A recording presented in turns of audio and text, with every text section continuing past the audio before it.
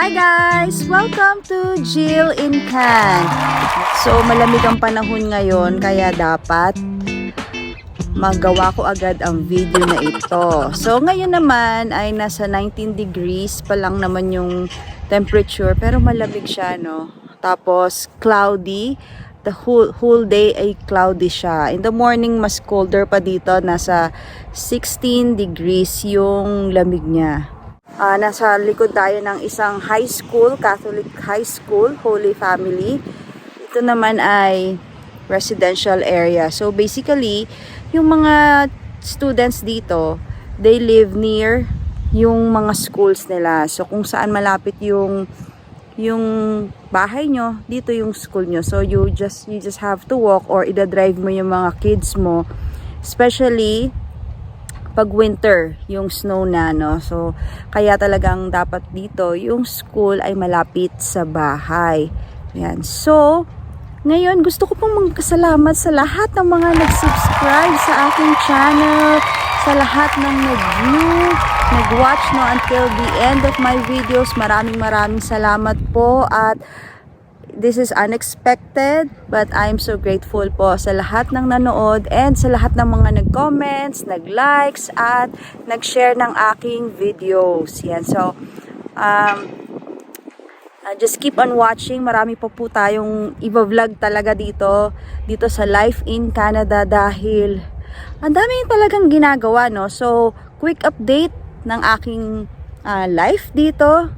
Yan. So, okay naman po siya. As I have said in my previous vlog, na nakatira ako with my friend and I'm still looking for a house sa aking mag-anak sa pagdating nila, no? So, meron akong mga nahanap. Soon, I will be posting videos of that. Marami lang tayong time. Dapat yan for editing.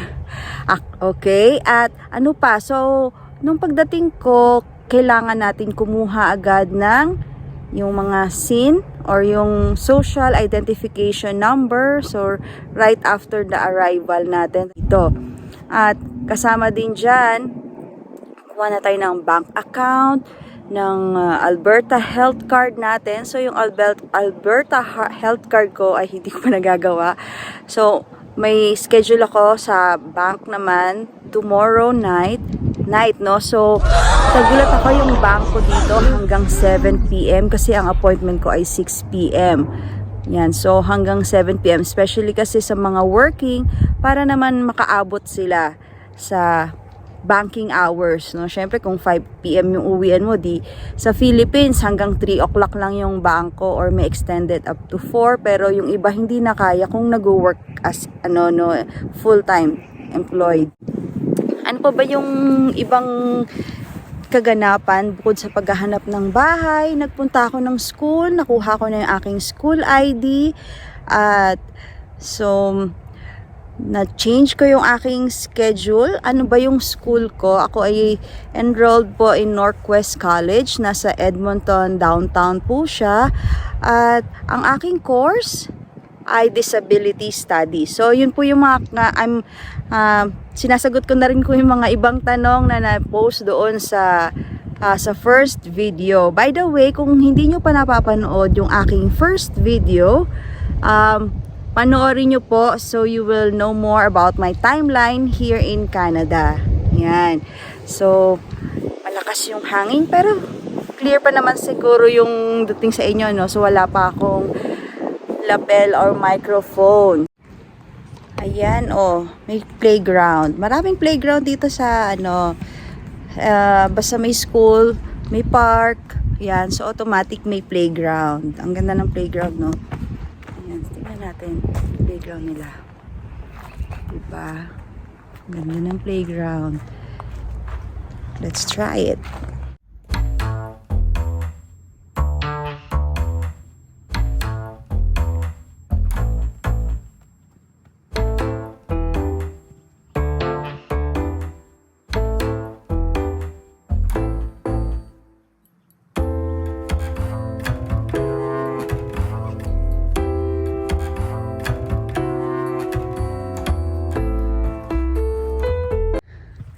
Medyo hiningal ako dun, guys.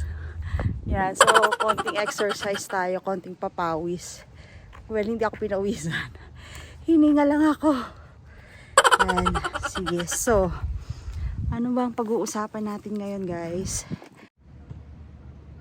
Ayan, lumiwanag. Medyo dumidilim, lumiliwanag yung lighting ko, no? So, pagbigyan na natin yung clouds dito sa sa Edmonton. Yan, so natural lighting lang po tayo. Wala tayong ring light or anything else. So, kaya nag-change yung aking color. Yan, so pag-usapan natin ngayon, ano ba yung bago ako nakarating ng Canada, dumaan ako ng ng immigration sa Philippines at sa Canada. Ano ba yung mga pinagdaanan ko? Mahirap ba? No, kung kayo ay first time traveler, dapat maging prepared po tayo. Solo traveler ka ba o kasama mo yung family mo? Yan. So ano yung mga dapat nating ano yung mga dapat nating i-prepare? Unang-una, wag nating kalimutan yung ating mga documents. Sa Philippine Immigration, ang kailangan natin ibigay ang ating boarding pass, ang ating passport, at ang ating letter of acceptance kung tayo ay student visa. At kung ibang visa nyo, then prepare the necessary documents na nagpapatunay kung ano yung gagawin nyo sa pupuntahan ninyong lugar or sa Canada. Sa Canada naman, immigration, kailangan nating magdala or i-present ang mga documents na ito. Ang ating passport, ang ating travel declaration na sa ArriveCan galing online, or pwede nyo rin gawin ito pagdating nyo mismo sa Canada Airport na merong kiosk. So yung kiosk na yun, doon nyo sasagutin yung travel declaration. So ito yung travel declaration na kung saan natanong kung are you bringing 10,000 Canadian dollars or more. Yan. So you can answer yes. Just be honest. And meron ba kayong dalang meat products? So bawal po kasi ang mga meat products. So just say no. Pero dapat talagang wala kayong dalang meat products. So nakalagay din doon, are you bringing raw or cooked fish, meat, ganyan. So, naalala ko, meron akong dalang danggit. Pero, hindi naman siya raw. Hindi naman siya cooked. Ano siya? Dried. So, I answered no. Yeah, so, yun. Nakalusot naman po tayo at okay naman po ang aking travel declaration. Wala naman akong naging problem. At, ano pa yung kailangan nating dalhin? Yung letter of acceptance from the school. Yun yung pinakaunang-unang document na matatanggap natin sa ating nung nag-start tayo ng process ng papuntang Canada, no? Unang-una talaga yung school. So, dapat meron kayong letter of acceptance from the school kasi doon naka-indicate kung ano yung duration ng stay nyo sa school. Kung 1 year study ba kayo or 2 years yung program na tinitake nyo. Yeah, so nakalagay doon yung mga date. And be sure na yung school nyo ay under siya ng designated learning institution. So para ma-qualify kayo sa tinatawag na PGWP, which we will be discussing in other videos. Yan. So, ano pa yung kailangan? Nung tayo ay nagpa-visa stamp, kailangan nating dalhin yung ating may naka-attach doon na letter na sabi, please bring this to your port entry sa Canada, na kailangan nyo i-present yan. Plus, together with the letter of introduction from the IRCC na in-email po sa atin. So, wag na pong kakalimutan yan. However, nung pagdating ko po sa Canada Immigration, medyo marami po ang students na nandoon together with their families or mga open work permit holders na nandun din sa port of entry, which is the Vancouver. Para sa akin po, sa Vancouver po ang aking port of entry. So, pagdating ko po doon, maraming tao at kinuha yung passport together with the slip na galing sa kiosk no? So galing sa kiosk 'yon kasi parang may number 'yun eh. 'Yun yung number mo. So pagbigay doon, nakaupo lang kami waiting at waiting kami, natawagin yung pangalan namin. So habang waiting tayo, syempre we need to prepare the necessary documents which I have mentioned. Yan. Fortunately, dahil mahaba yung pila, and I think, hindi ko alam kung gano'n na talaga yung ginagawa nila, na pagdating ko, tinawag yung name ko, ay wala nang tinanong sa akin. Wala nang interview. Wala na rin siyang hiningi na documents. So, yung mga dala ko ay hindi na niya hinanap. Pagkos, binigay niya na sa akin yung study and work permit ko. Yan. So, ang galing, no? Napakabait nila nung time na yon. So, disclaimer lang, no? So, yung mga i-share ko is based on my experience and the time na of my travel. So, may mga pagkakataon na ang nag-iiba-iba din yung mga process nila along the way. But, just be prepared.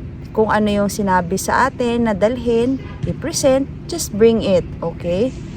So, ayun guys, meron pa pala akong mga something na i-share sa inyo, yung mga a little bit of information or tips na dapat nyong tandaan pag magta-travel kayo, especially kung solo kayo at wala kayong partner na magsasabi na, uy, ganito, ganyan, ganyan, ganyan. Kasi nasanay po ako na sometimes I travel with my husband, ganyan. So, solo traveler, kailangan prepared tayo lagi, no? Naging alert tayo, focus tayo. Sa airport, merong times na full flight yung sasakyan yung airplane. So, Japan to US, pina-check-in sa akin yung hand carry luggage ko na kung saan nakalagay doon ang aking letter of acceptance, letter of introduction na ibibigay ko sa port of entry. At meron ding cash doon. Oh, no! At ang worst thing ay hindi ko nilock ang luggage ko. Oh, no! So, wag na wag niyong gagawin yan. Just be sure na ilock nyo talaga. Akala ko kasi walang lock eh. Yung pala pwede pala.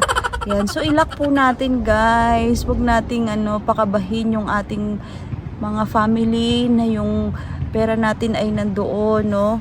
So, hindi ako masyadong na-relax nung travel na yon, Japan to US, dahil nagdadasal ako na sana nandoon pa yun, nandoon pa. Yan. So, thankfully, pagdating naman sa US ay nandoon pa. Intact pa ang lahat. Okay, so, pag-land naman sa US, kailangan nating i-self-transfer yung aking mga naka-check-in luggages or boxes. I have 2 boxes from the Philippines na dala ko, naka-check-in siya. At yung hand carry luggage na pina-check-in ay nakuha ko. So, nakuha ko na siya. Pagpunta ko naman doon sa baggage recheck, sa kasawiang palad na nasama ang aking hand carry luggage doon sa check-in ulit. Okay, so nandoon yung, unfortunately, ito nga ang aking mga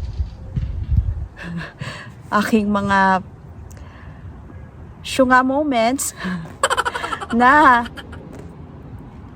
yung documents ko at yung cash ay hindi ko pa rin naalis kasi hindi ko naman talaga siya ibibigay eh. Hindi ko talaga ibibigay yung check, yung yung hand carry ko kasi hand carry ko siya. Kaya lang, sinama nung taong nag-a-assist doon, sinut niya doon sa lagayan. Kaya, nasama. So, lumapit ako sa complaint or sa service counter and then sabi sa akin, pwede daw i-pull out yung hand carry luggage ko pero it will take time, like 1 to 2 hours and baka daw malate ako sa next flight ko. I have 4 hours layover doon and sige, kailangan ko talagang makuha kasi kahit na ang aking passport ay merong visa stamp, sabi sa akin. Valid naman po yung ano nyo,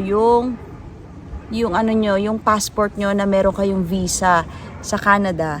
Sabi ko, kasi letter of introduction yun and letter of acceptance, yun yung documents na kailangan na hinahanap sa immigration. So, kaya, wala silang choice kundi i-pull out talaga yon. And then, while waiting, no, medyo nakakaba kasi baka malate ako sa flight ko. But, thankfully, again, mabait talaga ang Diyos sa akin. Na, in less than an hour, or parang less than 30 minutes or so, ganyan, nakuha din yung aking hand carry luggage. Medyo nasira na nga lang siya, yan, wala nang handle. So, yung letter R, kasi ibig sabihin reclaim. Ni-reclaim siya. Ayan, so, para mapanatag na ang aking kalooban, ay kinuha ko na talaga yung documents ko. Nilagay ko na siya sa aking small bag. Kasi masikip na yung small bag ko, but sige na lang, magsiksikan kayo dyan. At para dala ko na yung documents ko at yung cash na nandoon sa hand carry. Yan. So, sa kabaitan ng Diyos at sa magandang pagkakataon, no, ay naging okay naman po ang lahat. Yan. So, nagkaroon ako ng study and work permit. Nakarating ako ng Canada at nandito po ako sa Edmonton. Yay! So, parang until now, hindi pa rin ako makapaniwala na nandito na ako sa Canada. Pero, alam mo yun, I'm still looking forward na yung mas masaya talaga yung moment na maging kasama ko yung family ko. But that will be in 3 weeks from now. Kaya abangan natin ang kanilang pagdating. Yan. So, magiging karambola na ang ating life. But, that's life. Okay? So, yan. So, thank you guys for watching. If you have watched until this end of this video, maraming salamat. And for those na hindi pa nakapag-subscribe, please consider subscribing to my channel para mas marami pa tayong mapag-usapan, ma-share na makatulong sa inyo as you prepare to go to Canada. At yung mga questions po ninyo ay unti-unti po nating sasagutin yan. Don't worry, kalma lang po kayo guys. Mahal ko po kayo and I'll see you in my next vlog. Bye!